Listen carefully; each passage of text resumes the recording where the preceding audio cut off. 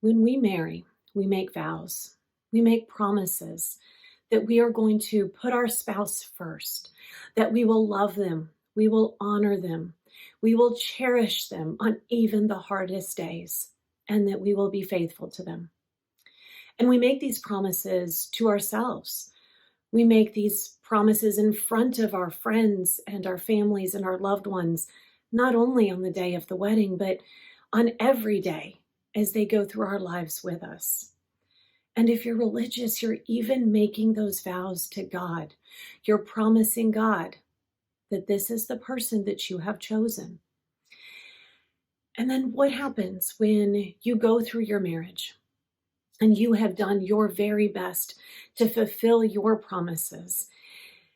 And then your partner, well, you find out that they have broken their vows to you.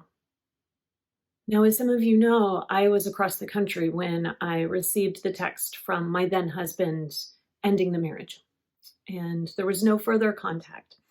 And as soon as I could, I got on a plane with my dad to come back home, whatever home was at that point. And I remember sitting on that flight, that 4.5 hour endless flight, looking down at my hands on my lap, looking down at my wedding ring. The ring that for 10 years was a symbol of that promise, that primacy of that relationship. And thinking about how I had kept up my end of the deal and wondering at this point, did that ring even symbolize anything anymore? Was there anything even there to continue to promise my faithfulness and my love to? I didn't know. At that point, it was all just a question. Well, over the next week, I learned about his infidelity, both relational and financial. In fact, I learned that he had cleaned out all of our bank accounts, had taken money from me, and had married another woman. And at some point over that week, I don't even remember exactly when, I did take off my ring. I couldn't stand looking at it anymore because it reminded me of everything that I thought that I had that I no longer did. But I still didn't quite know what to think about the vows, what to think about those promises that I had made and that I took so seriously. But then, as part of all of the fallout of all the legal troubles he had gotten himself in, I found myself sitting in his car where it was being held in a police impound lot. And I started going through the car to see if there were any clues, any signs of what was going on. Again, I had no contact with him apart from that initial text. And inside of his glove box, I found a piece of paper, just a little square piece of paper, where he had written his wedding vows to the other wife, the one that he had married while he was still married to me, the one that he married while my ring was still on my hand, the one he had married while I had still promised myself to him. And on that piece of paper in his handwriting were those vows. And as I read through them, they felt very, very familiar. In fact, over half of the lines matched the vows that he had taken with me 10 years prior. And it was such a disorienting feeling, a devastating feeling. In some ways, it was a little bit freeing because it was like if those vows meant so little to him with me, then those almost identical vows didn't mean anything at this point either. Apparently, he could write and say those words, those promises so easily, knowing from the very beginning that they were worthless to him, that they were meaningless, that they were simply empty words. But then, of course, the devastating part, because to me, that's not what those words were. To me, that was a core part of my being, a core truth of how I saw him, of how I saw us. And I had to wrestle with the idea of those promises that I made were made to an apparition, were made to this false front, this person that didn't exist in the way that I thought that he did. Now, part of the reason that what to do with those vows, those promises after infidelity is so hard is that most situations aren't so cut and dry. When we marry, we promise to love them for better, for worse, good times, bad, sickness and health. And in many cases, as hard as it is to accept, as hard as it is to live through, an affair is part of those bad times, is part of the worst, can be part of the sickness in a marriage. But it doesn't necessarily mean that the vows are over. If you have a partner that is cheated and is trying to do the right thing, who is being honest, who is being transparent, who is taking responsibility for their part, who is putting in the work, that's a sign that those vows mean something to them. Yes, they broke them, but they didn't go into it with the intention of breaking them. They didn't see those vows as false promises, as empty words. And then on the opposite end of the spectrum would be like my ex-husband with the other wife. I mean, obviously those vows, those bigamous vows, he knew from the very beginning that those were empty promises. He knew those were a lie from the beginning. I like to think of that as a contract entered in bad faith. Now, I'm no legal expert, so I may be getting this wrong, but my understanding is that in contract law, when an agreement is entered into in bad faith, meaning that one of the parties knew from the beginning in a manipulative way that they never expected to fulfill their end of that bargain, that contract is actually null and void. Because in order to have that contract, both parties have to enter into it with good faith, with the intention of fulfilling their promises. Now, that doesn't mean that the contract can't be broken. It doesn't mean that somebody's going to make a misstep, but it means that they didn't enter into it with that intention from the beginning. And after you've been betrayed in your marriage, I think it's important to try to make that distinction in your own situation. Was this one where your partner intended to do the right thing and then ended up on the wrong path?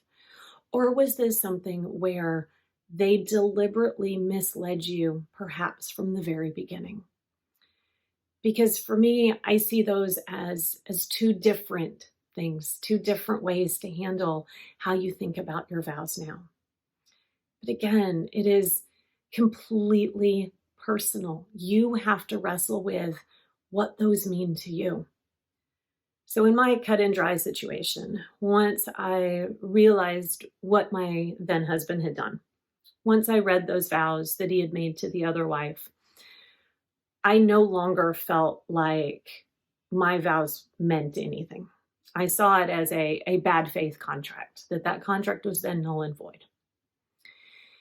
Yet, even then, I can tell you many months down the road when I first went out to dinner with a guy for the first time.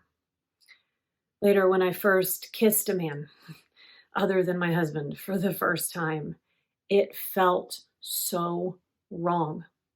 It felt like I was the one who was cheating. It felt like I was the one who was breaking my promises, even though there was nothing left to promise to. And I didn't like that feeling. And so one evening I sat down and I wrote some new vows to myself. And I'm going to share those with you now.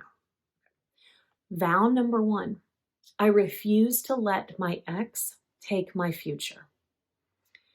I couldn't do anything to change the past. And in the beginning, I was so fixated on everything that I had lost, everything that he had taken from me.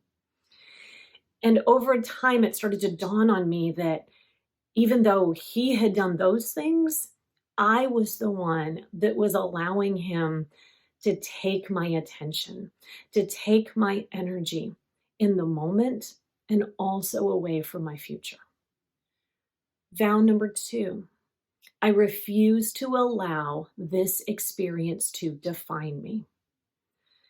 I recognized that no matter what, this would be a major feature in my life story. But I promised myself that one day I would be more than just the woman that was abandoned, that I would not let this be my life story. Vow number 3, I refuse to allow one person to determine my worth. It's so hard when we're betrayed by the one that we love the most, isn't it? Because we take it so personally.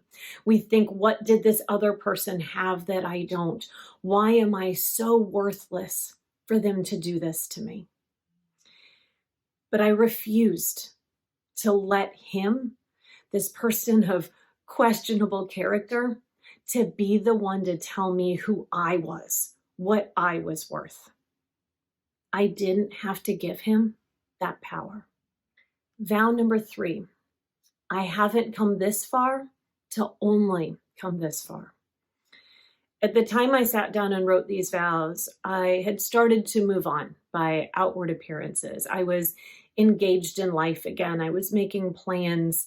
I didn't cry myself to sleep every night. But at the same time, I still had a lot of work to do. And it was the kind of work that if I had wanted to ignore it, I could have. But I also recognized that if I ignored it, I wouldn't be fully healed, and that some of these patterns and some of this would come up again and would hurt me again. And so this vow was one of, I am going to continue to put in the work, to put in the effort, to put in the energy, to make sure that I am the best that I can be. And then vow number 5, I will find a way to see the good in this situation. And I remember when I wrote that vow, it felt like a lie. It really did, because at that point, it was so fresh. The financial impact was still so harsh and real. I couldn't imagine there ever being a good. But the promise, the vow wasn't, you're going to see that good today. It was that you are going to continue to look for that good. You are going to keep your mind open that good things can come from bad situations. And now, 12 years on, I'm happy to report that I have seen so much good come from that period of bad. So it's not my place to tell you what you should do with your marriage vows now that you have been betrayed. But what I would really like for you to do is add these to those vows.